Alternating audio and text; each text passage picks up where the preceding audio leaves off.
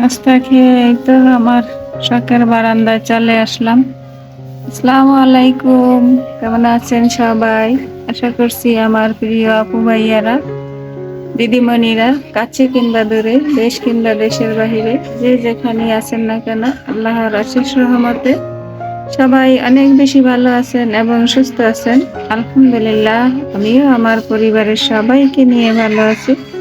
তাই তো আপনাদের মাঝে আবার হাজির হয়ে গেলাম নতুন দিনের নতুন একটা ভিডিও নিয়ে। আশা রাখতেছি আমার আজকের ভিডিওটিও আপনাদের কাছে ভালো লাগবে ইনশাল্লাহ। তো আমার সাথে থাকুন আর দেখতে থাকুন। আর এই যে দেখুন, আমি যে একটা গেট ফুল গাছ করেছিলাম সেটা সবে মাত্র এই যে নতুন একটাই ফুল ফুটেছে।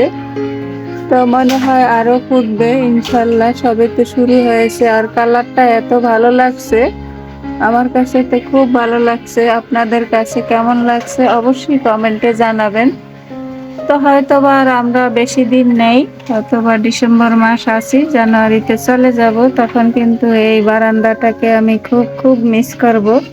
তো স্মৃতি হিসাবে আমি রেখে দিয়েছি আর আপনাদের মাঝে একটু শেয়ার করে দিলাম।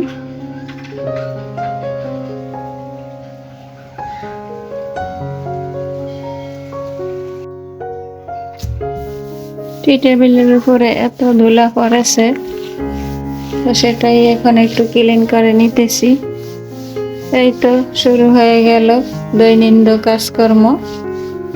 তো আজকে আমি কাজকর্মের কথা আমার আপুদের সাথে কিছু বলবো না, আজকে আমি আমার নিজের কিছু কষ্টের কথা শেয়ার করব।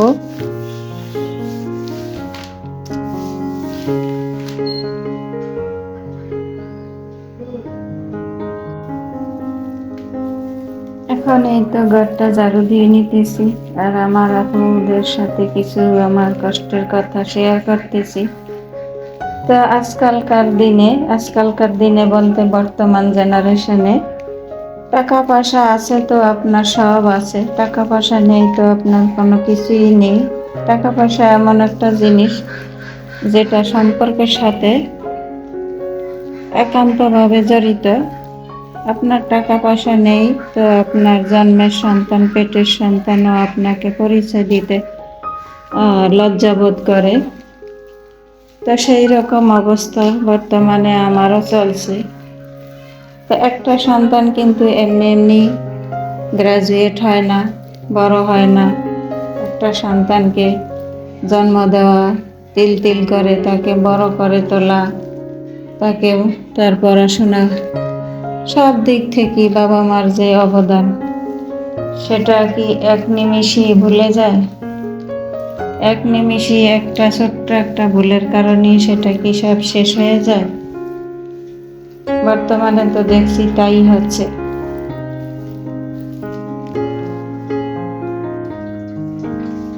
ঘরটা ঝাড়ু দিয়েই তো বেসিংয়ে চলে আসলাম কিচেনে।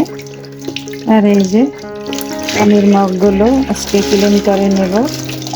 আজকে বলতে আর কি, আজকে সকালের নাস্তার পর আর প্রতিদিনই তো ক্লিন করা হয়, তো সেভাবে তো শেয়ার করা হয় না। তো যেটা বলছিলাম আর কি, আমার নিজের কষ্টের কথা।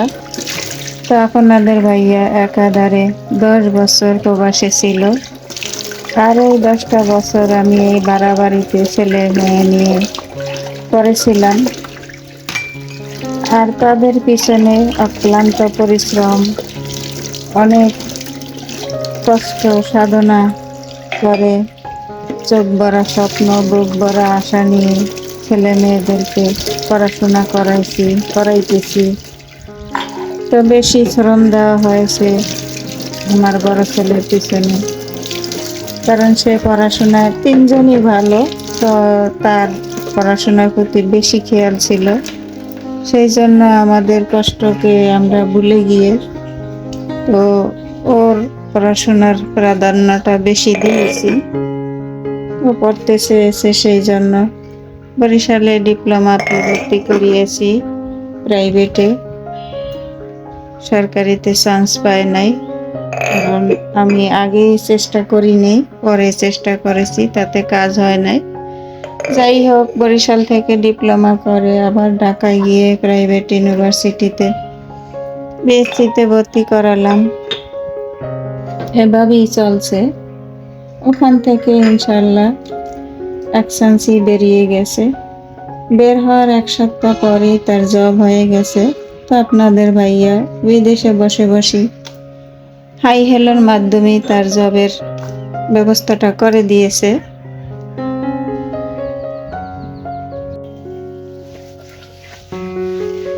এবার বেসিনটাকে একটু পরিষ্কার করে নেব।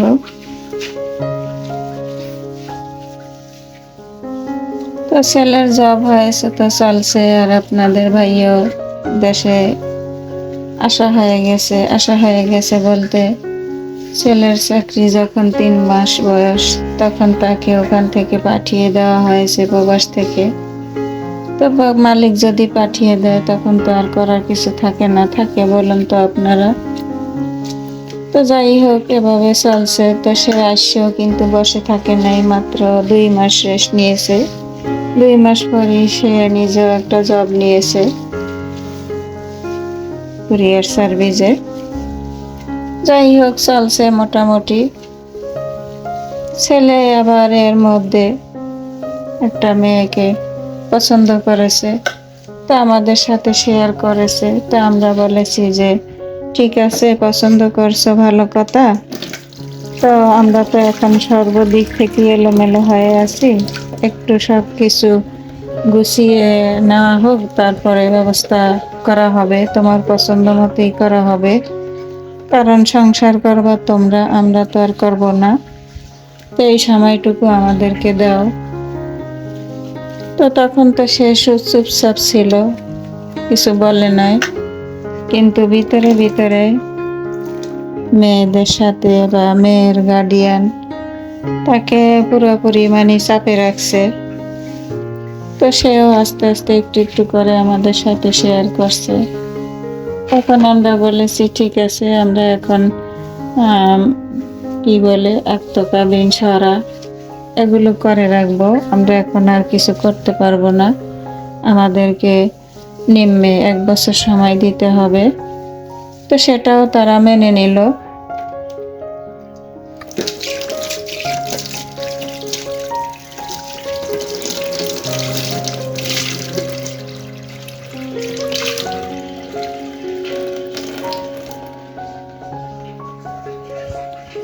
আর আমরাও সেই মোতাবেকই কাজ করেছি। তাদের সাথে কথা বলে তারা কিন্তু ছেলের বাড়ি ঘর, ছেলের গার্ডিয়ান কিছুই দেখে নাই, শুধুমাত্র ছেলের কথাই তারা এত দূর এগিয়ে আসছে। যাই হোক, সেটা তাদের বিবেক বিবেচনা। তো এখন তো বুঝি কেন তারা ছেলের বাড়ি ঘর দেখে নাই, গার্ডিয়ান দেখে নাই। তখন তো বুঝতে পারি নাই, আর বোঝার চেষ্টাও করি নাই। তবে খুবই মনে মনে একটা অসন্তুষ্ট ছিলাম যে বড় ছেলে, প্রথম ছেলে, বিয়ে হবে অন্যরকম ভাবে আমার সামর্থ্য অনুযায়ী। এখন একটা এলোমেলো ভিতরেই আমরা ছিলাম। হঠাৎ করে একটা প্রবাসী যখন বাড়িতে চলে আসে তখন কি অবস্থা। তো এইটা কিন্তু একমাত্র প্রবাসী বউ যারা আছে তারাই ফিল করতে পারবে, এছাড়া কিন্তু কেউ পারবে না। কারণ আমার ব্যাংক ব্যালেন্স আমি কখনই করি নাই, ছেলে মেয়েদের পিছনে খরচ করেছি। আর যতটুকু ছিল, এক টুকরা জমি কিনেছি, একটা বাড়ি 3 তলা ফাউন্ডেশন দিয়েছিলাম। তো সেটা আমার ছেলে নিজেই করেছিল, যেহেতু সে সিভিল ইঞ্জিনিয়ার। সেদিক থেকে আমার বাহিরের ইঞ্জিনিয়ার আর ডাকার প্রয়োজন হয় নাই। যাই হোক, মাথার উপরে একটা ছাদও দিয়েছি, কিন্তু কমপ্লিট করতে পারলাম না। আফসোস শুধু এতটুকুই থেকে গেল।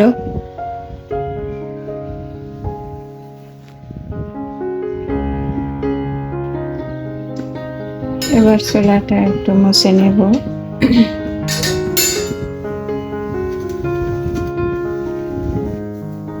তো আল্লাহর হুকুম মতো বিয়ে শাদী সবই হয়ে গেছে। ছেলে আসা যাওয়া করে মেয়ের বাড়িতে। তো মেয়ের ভাই, 2 ভাই আর বাবা, তারাও প্রবাসে থাকে। মেয়ের বাড়িতে শুধু মেয়ে আর মেয়ের মা, দাদি দাদা, তারা কিন্তু আলাদা। তো যাই হোক, আমরা বিয়ের সময় আমাদের ফ্যামিলির সবাই গেছি। সবাই বলতে আমার ছোট ছেলে, মেয়ে, আমি আর আপনাদের ভাইয়া। তো ওখানে তো আমরা বিয়ের কাজ শেষ করে আমরা আমাদের মতো চলে আসলাম। তো তখন কিন্তু আমরা তাদের আশপাশ বা প্রতিবেশী যারাই বলেন না কেন, তাদের সাথে তেমন ভাবে কোনো কথা বলতে পারি নাই। যাই হোক, তার এক চাচার ফোন নাম্বার আপনাদের ভাইয়া এনেছিল। তো তার সাথে মাঝে মাঝে তার কথা হতো। তো সেখান থেকে আমরা অনেক কিছু জানতে পেরেছি, যেগুলো এখন আর বলেও কোনো লাভ নেই। যা হওয়ার তো হয়েই গেছে। তো এভাবেই চলছে। ছেলে সেখানে আসা যাওয়া করে, যেহেতু কক্সবাজার থেকে আসার পথই তাদের বাড়ি পড়ে। তার মেয়ের বাড়ি হচ্ছে কুমিল্লা জেলায়। তো তাদের বাড়িতে আসা যাওয়া করে। রোজার ঈদে ছুটি পেলে, কোরবানি ঈদে ছুটি পেলে সে ওখানেই কাটায়। আর সে আর আমাদের কাছে আসে না, বলে অল্প ছুটি, আমি কোন দিকে যাব। যাই হোক, আমরা তখন বলতাম ঠিক আছে, তুমি ওদিকেই থাকো, এদিকে আসা লাগবে না, যেহেতু নতুন বিয়ে করেছে। তো এভাবেই চলছে। আর 1 বছর এভাবেই চলে গেল। 1 বছর পরেও আমরা মেয়েকে তুলে আনতে পারিনি। এই 1 বছরের মধ্যে অনেক ঘটনা ঘটে গেছে, যার জন্য আমরা বলেছি যে তোমার বউ তোমার সাথে নিয়ে রাখো, এদিকে আনার কোনো প্রয়োজন নেই। তো আমার ছেলে সেটাও রাজি হয় নাই। এভাবে আবার ঠেলাঠেলি করতে করতে আরো 1 বছর কেটে গেল। এক পর্যায়ে আমরা আনতে বাধ্য হয়েছি বলতে আনার সব ব্যবস্থা হয়ে গেছে। আনবো, কতজন মানুষ যাব, কি আশায় বিষয় সব কিছু ক্লিয়ার কাট হয়ে গেছে। ইতিমধ্যে মেয়েদের কথা বলি, তাদের একটা বড় দুর্ঘটনা ঘটেছে। তো সেই জন্য তার বাবাও এসেছিল, মেয়ের বাবা, আমার বেয়াই মশাই বিদেশ থেকে। সে এসে আমাদের বাড়িতে আসছে, আমাদের সাথে সবকিছু খোলামেলা কথা বলছে। তো আপনাদের ভাইয়া তো সরল সহজ মানুষ, সহজ সরল মানুষ। সে কিন্তু এক কথায় রাজি হয়ে গেছে যে ঠিক আছে, আপনার কিছু করতে হবে না, মেয়ে পাঠিয়ে দিয়েন। তো আপনার ভাইয়াকে যেতে বলছে, আপনার ভাইয়া বলছে না, আমার যাওয়া কোনো মতেই সম্ভব হবে না, আমি ছেলেদেরকে পাঠিয়ে দেব, ওদের সাথে দিয়ে দিয়েন। তো 2 ছেলেকে পাঠিয়ে দিয়ে মেয়েকে নিয়ে আসছি। এদিকে অফ ক্যামেরায় ডালটা নামিয়ে এই তো ভাতটা বসিয়ে দিলাম। ডাল হয়ে গেছে, এখন ভাতও প্রায় হওয়ার দিকে। তো আমি কখনো আমার বড় বৌমাকে কাজের জন্য কোনো কথাই বলতাম না। ভেবেছিলাম যে আস্তে আস্তে সবকিছু শিখে নেবে, কিন্তু তার সেই রকমের কোনো চেষ্টাই ছিল না।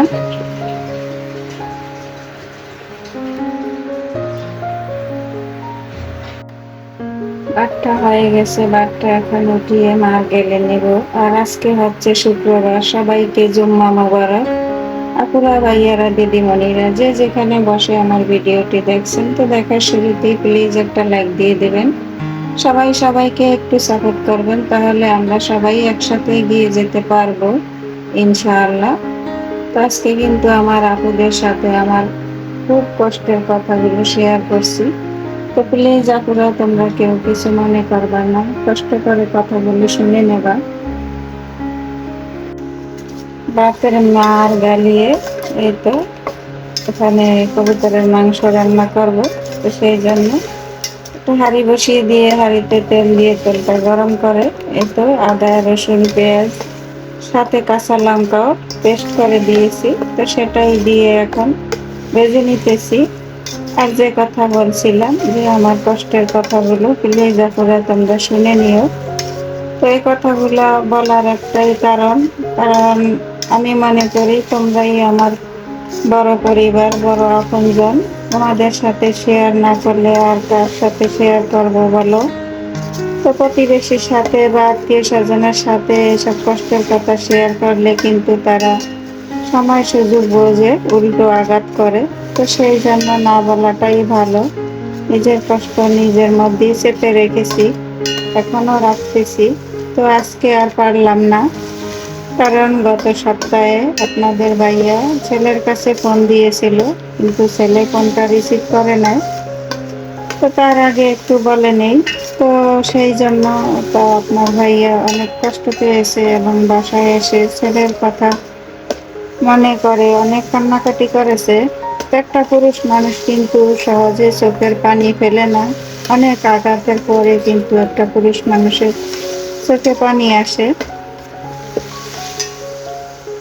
তো ক্যামেরায় আমি মশলাটাকে ভেজে এই যে সব ধরনের মশলা দিয়ে এখন কষিয়ে নিতেছি, আর আমার কষ্টের কথার প্রসঙ্গে চলে যেতেছি। তো বউ আমাদের কাছে 1 মাস যে ছিল, 1 মাস 5 দিন।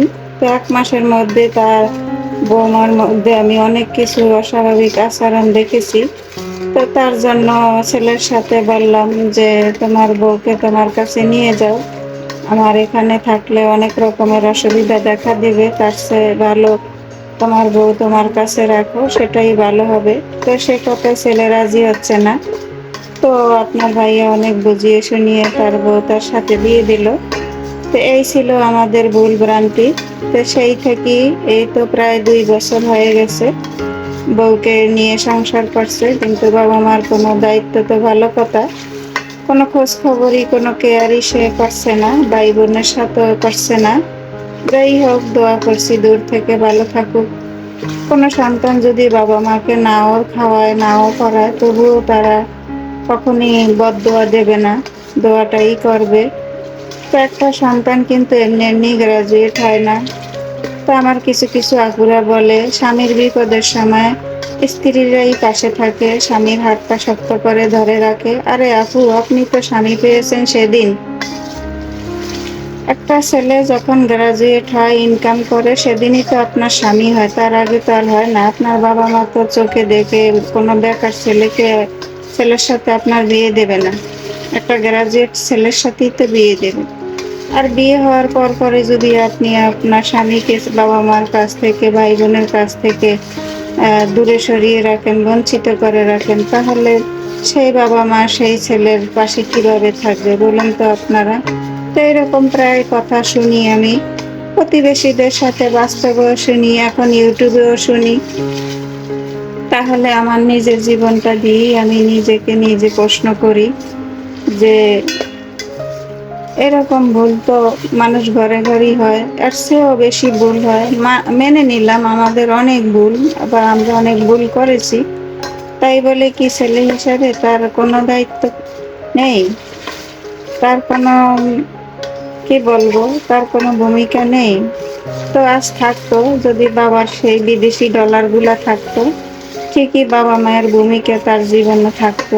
আজকে তার বাবার বিদেশি ডলারও নেই, তার বাবার কদরও নেই। তো আর মা তো এক কোণে পরেই আছি, মায়ের কথা আর কি বলবো। এই 2 বছরের মধ্যে ছেলের টেনশনে, ছেলের শোকে আমি প্রায় অর্ধেক হয়ে গেছি, বলতে পারেন অর্ধমরা। এই তো আপনাদের সাথে গল্প করতে করতে এই তো মশলাগুলো কষানো হয়ে গেছে। এই তো আজকে মারা মাংসগুলো দিয়ে নিলাম, আর এই তো এখন মাংসগুলো কষিয়ে নিতেছি। তো আমার আপুরা বলুন তো, এটা কি আমার বড় ভুল হয়েছে বা বড় ভুল করেছি? যার বউ তার সাথে থাকবে, এটাই তো স্বাভাবিক, তাই না? কর্মসূত্রে ছেলে মেয়ে অনেক দূর দূরান্তে থাকে, তাই বলে কি বাবা মার খোঁজ খবর নেয় না? তো আজকে কিন্তু কথাগুলো চেপে রাখতে পারলাম না। আমি তো আজকে 2 বছর ধরে কাঁদতেছি। তো আমার কান্না তো আর কেউ দেখে না, আর কাউকে দেখাইও কান্না করি না। কিন্তু গত সপ্তাহে আপনাদের ভাইয়ার কান্না দেখে খুবই খারাপ লাগছে, খুবই কষ্ট হয়েছে, যা বলার মতো না ভাষায়। তো সেই জন্যই আজকে আপনাদের সাথে কষ্টের কথাগুলো শেয়ার করেছি। প্লিজ আপনারা কেউ মাইন্ড করবেন না। বর্তমান জেনারেশনের মেয়েরা বিয়ে করার পরপরই আমার স্বামী আমার স্বামী, আর স্বামীটা পেলে কোথায় সেটা তো একবার ভাবো।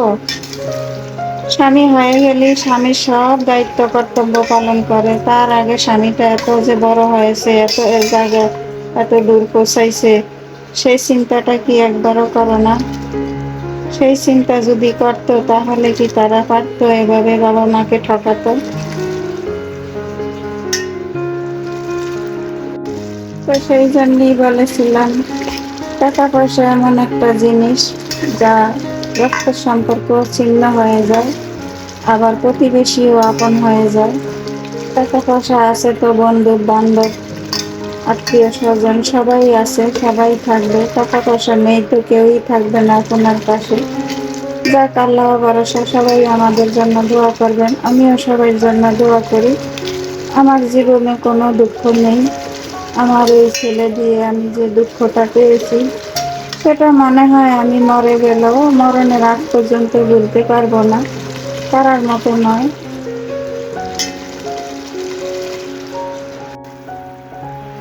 তো এই তো কবুতরের মাংস রান্না হয়ে গেল, এই যে জল রেখেছি। কবুতরের মাংস জল খেতে আমাদের বাসার সবারই পছন্দ, তো সেই জন্য আমি জলই বেশি রাখি, ভুনা করি না। তো কবুতরের মাংসের ঝোল তো স্বাস্থ্যের জন্য অনেক ভালো, তো ওরাও ঝোল পছন্দ করে সবাই। তো সেই জন্য বললো যে আজকে ঝোল করবা, কোনো সবজি দেবা না। সেখানে কোনো সবজি ব্যবহার করা হয় না, শুধু মাংসের ঝোল করেছি। তো আমার ভিডিওটি আজ এ পর্যন্তই, দেখা হবে আবার নতুন কোনো ভিডিওর মাধ্যমে। সেই পর্যন্ত সবাই ভালো থাকবেন, সুস্থ থাকবেন, নিরাপদে থাকবেন। আল্লাহ হাফিজ, আসসালামু আলাইকুম।